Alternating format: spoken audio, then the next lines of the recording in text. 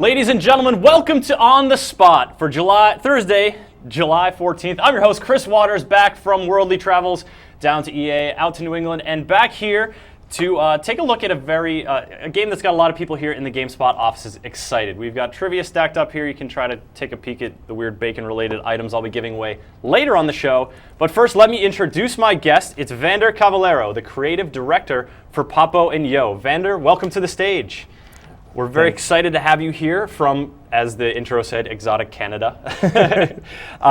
You're here from Minority, and you guys are working on a game called Papo Yo. Now, you had a big showing at E3.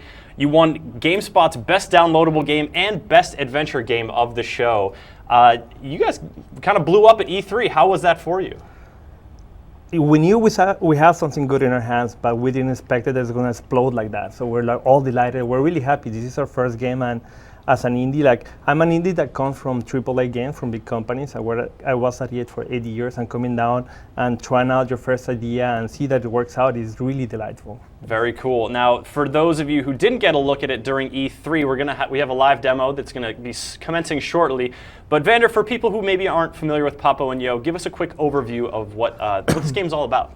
So Papo Yo is a game that is inspired in my childhood with my father. My father was a good man, but he was an evil man too. He suffered from addiction to alcohol, drugs, and all the stuff. So I have a really hard childhood. Mm-hmm. And I always wanted to tell my story, but I always wanted to tell the good part of the story, the thing that made me the man I am today and the proud father that I am. So I want to transfer that to kids, and I couldn't do that in a big corporation. And they wouldn't make a game like this. So I decided to go out and find the metaphor for the game. And the metaphor for the game is the story about a monster who's your best friend, who's a pink monster. He's really nice to you, but he's addicted to frogs.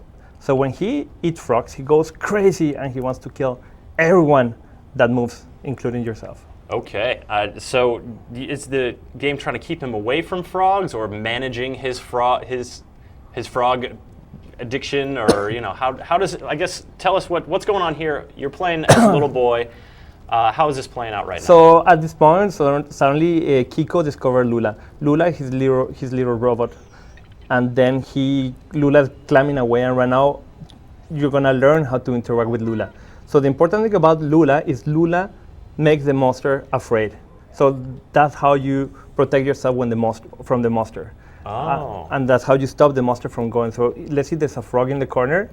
The monster is running to eat the frog. You go in front, you throw Lula in front, and the monster get afraid, and he don't eat the frog. Oh, okay. So Lula helps you manage the more stronger monster. Yes. Okay, and so you've got two characters that you are sort of interacting with to help you get through this world, and already we can see there's sort of some, aside from the fact that you're interacting with a monster and a little robot, a lot of touches of the fantastical. Yeah. So what I wanted to do is bring this magical world. I want to bring the world of the favelas in South America to people. I want to bring them to a place they have never been.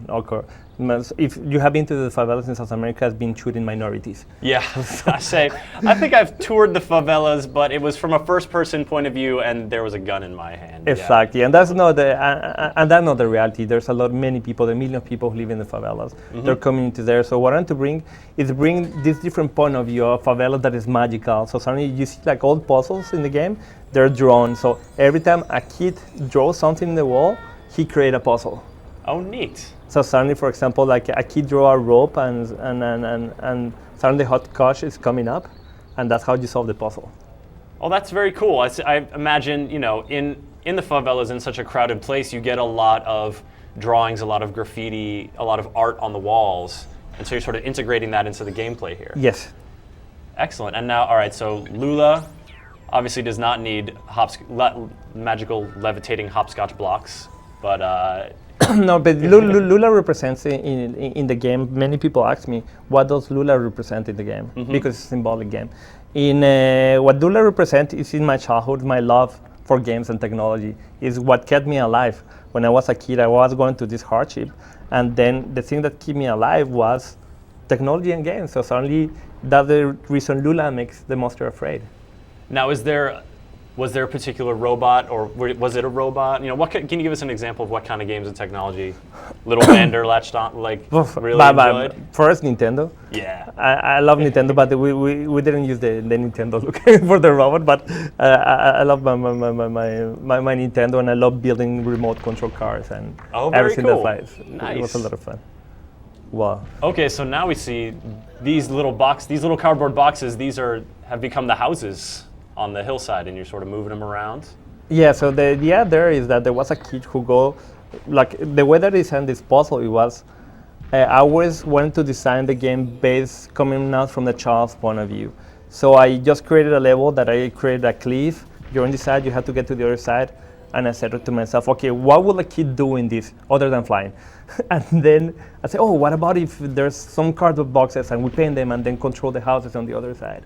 And then I was talking to my lead programmer and he said, oh, wow, it's a crazy idea, let's try it. And it came out and it's there. And then boom, it's right there. And so what's interesting to me is how you're using this childlike play aspect and then that becomes a very powerful puzzle solving tool, sort of, taking, an idle child's game of hopscotch, for example, and then blowing that up to the thing that really helps you surmount an obstacle or get past.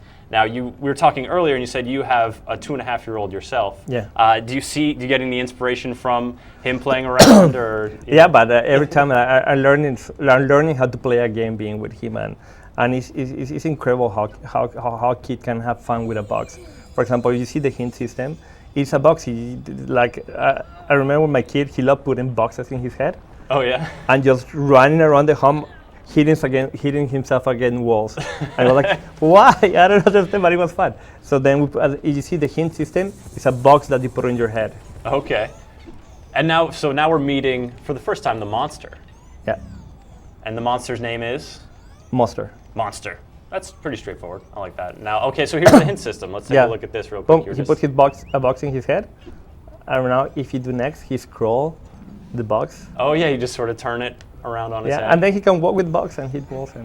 And there's Lula sort of intimidating the monster right there? Exactly. So now when he grabs Lula, then the monster can go on his own. The monster can kind of be released from the spell. Yeah, it's a metaphor. Remember Dumbo, like when the elephants are afraid of the little mice. It's a metaphor. There you go. So you're working a lot with metaphor here, and that even, how is it?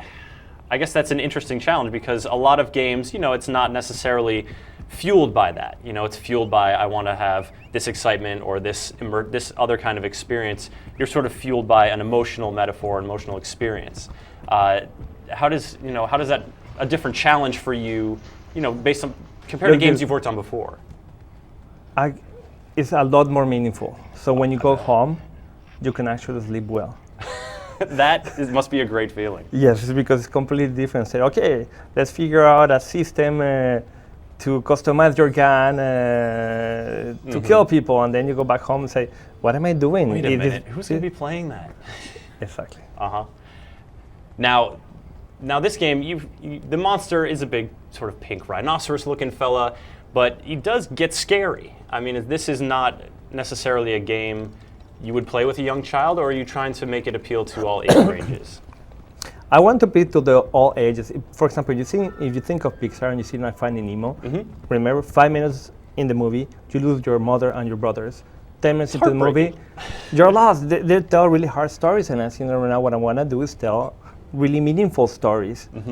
Because right now, I remember when I was playing Mario, it was a lot of fun, but Mario's moralities from the 50s. It's you're good or you're bad. And that doesn't actually help you as growing up. So what I want to do is create a game where a kid could play it and say, oh, Monster is good, he's nice, but at the same time, he's addicted for frogs, he's bad.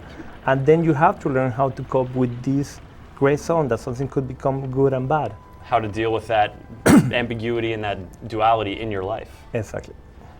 All right, so now the demo is continuing, and we've got the monster inside of the monster got corralled by some coconuts. So what just happened there, it is that you see that platform, that line around it, goes down and opens the bridge. Okay, so that area he was in sort of sunk down. It was like almost like a switch. Yes, it was like a switch, but if the monster is not on top of the switch, the platform goes back. So what you have to do is trap the monster in that switch. So you bring the monster with food, you place him there, the monster goes there, the platforms are going down, and then you throw the robot. And then the monster is afraid, so he stays down there. Okay, to keep him in there. Yeah. That is a colorful fish. I like that. And right now what is happening is in this puzzle, you have to throw the frogs into the well. So there are huge frogs. Oh, there's that little froggy. It looks like those little jungle frogs you see. They're maybe a little poisonous. So it was really funny. Like we have a great experience with this mechanic, and we have people that just laugh and laugh when they pick up the frog and see this big frog. So are you looking at like maybe an extra little plush toy you can purchase from PlayStation.com or something here? But when you go indie, you're not thinking about the money. Yes, of course. Yeah, you're thinking about doing something meaningful, something great. If you were thinking about the money, you'd be working for a big corporation. So right now, oops, he missed. Oh, almost. Oh, you missed. Oh. Now, Vander, we have a couple questions coming in from the chat room. Folks asking about ways that the gameplay experience might change from here. For example, do you ever play as the monster or play as Lula or play cooperatively? Or what can people expect sort of over the course of the game? So over the course of the game, what you're gonna discover is a system that we have in place is working, but we haven't shown at E3 because we have limited time. So the main the variations of the game is gonna come at the moment that you're gonna have to stop the monster from eating frogs and the stress that brings to you. And there's a lot of challenge that come about on figure. Okay, what do I do with the frog? Do I take the frog and splash it? Do I take the frog and and use it to bring the monster to another place? Okay, because now we are about to see what happens. Yeah. When monster gets a hold of the frog. Oh wow, that is no joke.